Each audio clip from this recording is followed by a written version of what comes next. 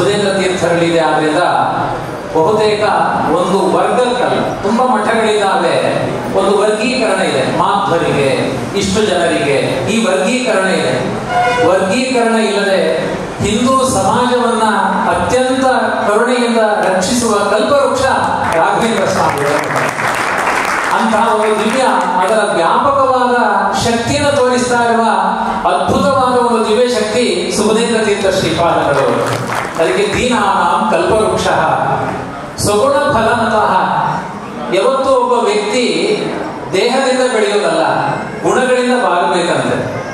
ಸುಬುಧೇಂದ್ರ ತೀರ್ಥರಲ್ಲಿರುವಂತಹ ಅವರು ಯಾವ ಇಂಜಿನಿಯರಿಂಗ್ ಕಾಲೇಜಿಗೆ ಹೋಗಿಲ್ಲ, ಆದರೆ ಅವರ ಆರ್ಕಿಟೆಕ್ಚರ್, ಹೇಗೆ ಒಂದು ಬಿಲ್ಡಿಂಗ್ ರಚನೆ ಆಗಬೇಕು, ಅವರಿಗಿರುವ ಸೂಕ್ಷ್ಮ ಜ್ಞಾನ, ಹೇಗೆ ಈ ಮಂತ್ರಾಲಯವನ್ನ ಇಂದ್ರಪ್ರಸ್ಥರಂತೆ ನಿರ್ಮಾಣ ಮಾಡಬೇಕು, ಅಲ್ಲಿ ಮಯಾಸುರ ಇದ್ದ, ಆ ಮಯಶಿಲ್ಪಿ ಇದ್ದ, ಅಥವಾ ವಿಶ್ವಕರ್ಮ ಇದ್ದ, ದೇವಶಿಲ್ಪಿ ಇದ್ದ, ಆ ಎಲ್ಲಾ ಶಿಲ್ಪ ಕಲೆಗಳ ಸಮಾಗಮ ಶ್ರೀಪಾದಗಳವರಲ್ಲಿ ಇದೆ.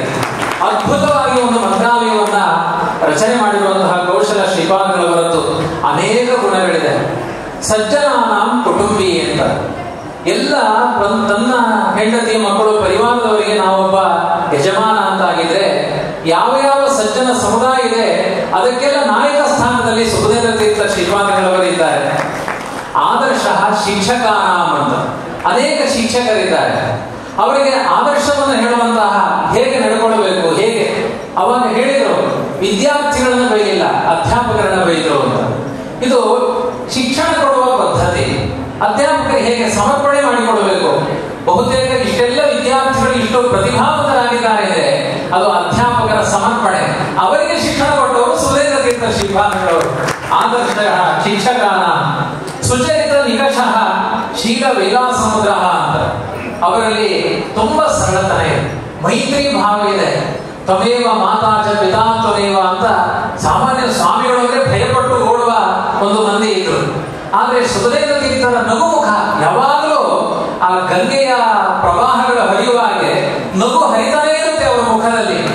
ಎಷ್ಟು ದುಃಖಗಳನ್ನು ಕೂಡ ಸಹಿಸಿಕೊಳ್ತಾರೆ. ಅದನ್ನು ನಾನು ಪ್ರತ್ಯಕ್ಷವಾಗಿ ಅನುಭವಿಸಿದ್ದೇನೆ.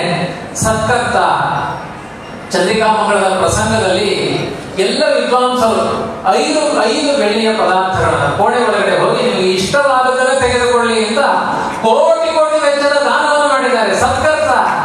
ಇದು ಒಂದು ಬಾರಿ ಅಲ್ಲ, ಎರಡು ಬಾರಿ ಅಲ್ಲ. ಮತ್ತೆ ವಾದ್ಯಾಚಾರ್ಯ ಹೇಳಿದ್ದಾರೆ, ಸದ್ಯದಲ್ಲೇ ಸುಧಾಮಗಳಾಗಲಿಕ್ಕಿದೆ. ಎಲ್ಲರಿಗೂ ಎಲ್ಲ ವಿಧವಾದ ಸತ್ಕಾರ, ಅವರಿಗೆ ಊಟ ಆಯ್ತಾ, ಉಪಚಾರ ಆಯ್ತಾ, ಇದು ಕೇಳುವಂತಹ ಸ್ವಭಾವ. ನಾವಮಂತ, ಯಾರನ್ನೂ ಅವಮಾನ ಮಾಡಬಾರದು. ಯಾರಿಗಾದ್ರೂ ಬೇಸರ ಆಗುವ ಪ್ರಸಂಗ ಇದೆ, ಅದನ್ನು ತಪ್ಪಿಸಬೇಕು ಅಂತ ಯಾರಿಗೂ ರಾಯರ ಮಠದ ಪರಿಸರದಲ್ಲಿ ಯಾರೋ, ನಾನೊಂದು ಪ್ರಸಂಗ ನೋಡಿದೆ, ರಾಯರ ಮಠದ ಒಳಗಡೆ ಹೋಗ್ಬೇಕಾದ್ರೆ ಇಲ್ಲಿ ತಳ್ಳಿದ್ರು.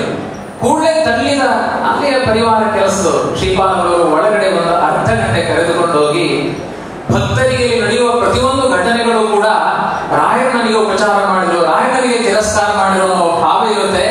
ಇಲ್ಲಿ ಬರುವ ಯಾವ ಭಕ್ತರಿಗೂ ಅಪಚಾರ ಆಗಬಾರದು ಅಂತ ಅಲ್ಲಿಯ ಪರಿವಾರದವರಿಗೆ ಮುಕ್ಕಾಲು ಗಂಟೆ ತಮ್ಮ ಭೋಜನವನ್ನು ಬಿಟ್ಟು ಪಾಠ ಮಾಡಿದವರು ಅವರು. ಅಂತ ನಾವೊಂದಂತ ಯಾರಿಗೂ ಅವಮಾನ ಆಗಬಾರದು ನಮ್ಮ ಪರಿಸರದಲ್ಲಿ ಅಂತ.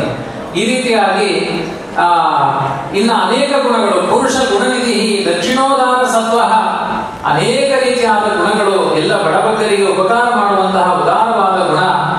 ಏಕಶ್ಲಾಘ್ಯ ಸಜೀವತ್ವಧಿಕ ಗುಣದಯ ಚ ಉಚ್ಛ್ವಸಂತೀವ ಜಾತೆ. ಇಷ್ಟೆಲ್ಲ ಗುಣಗಳಿದ್ದಾಗ ಅವನನ್ನ ಮನುಷ್ಯ ಅಂತ ಕರೀಬೇಕಂತೆ.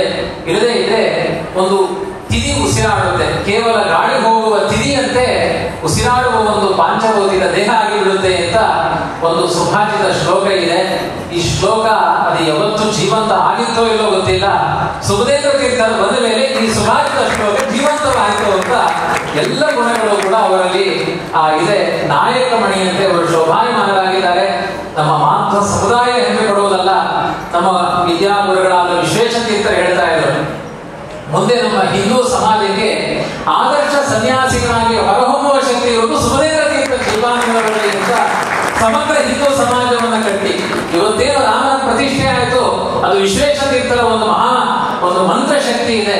ಅದರಂತೆ ಒಂದು ಸಾಧನೆ ಮಾಡುವ ಶಕ್ತಿ ಸುಬುಧೇಂದ್ರ ತೀರ್ಥರಲ್ಲಿ ಇದೆ ಅಂತ ವರ್ಣಿಸಿದವರು ನಮ್ಮ ಗುರುಗಳು. ಮತ್ತೆ ಇದನ್ನು ಸಭೆಯಲ್ಲಿ ಹೇಳಿದ್ದಲ್ಲ, ಏಕಾಂತದಲ್ಲಿ ಶಿಷ್ಯರ ಮುಂದೆ ಹೇಳಿಕೊಂಡ್ರು, ಇಂಥ ಶಕ್ತಿ ನನ್ನಂತೆ ಆ ಶಕ್ತಿ ಇರುವವರು ಸುರೇಂದ್ರ ತೀರ್ಥರು ಅಂತ ನಮ್ಮ ಗುರುಗಳು ಹೇಳಿದ್ದನ್ನು ನಾನು ಕೇಳಿಸಿಕೊಂಡಿದ್ದೇನೆ. ಅಂತಹ ವಿದ್ಯಾಮಠ ನಮ್ಮ ಗುರುಮಠ. ಆ ಶ್ರೀಪಾದಗಳವರು ಇಂಥ ನೂರಾರು ವಿದ್ಯಾರ್ಥಿಗಳನ್ನ, ಬಹುತೇಕ ಇನ್ನೊಂದು 25 ವರ್ಷಗಳ ಕಲ್ಪನೆ ಇದೆ ಅವರಿಗೆ.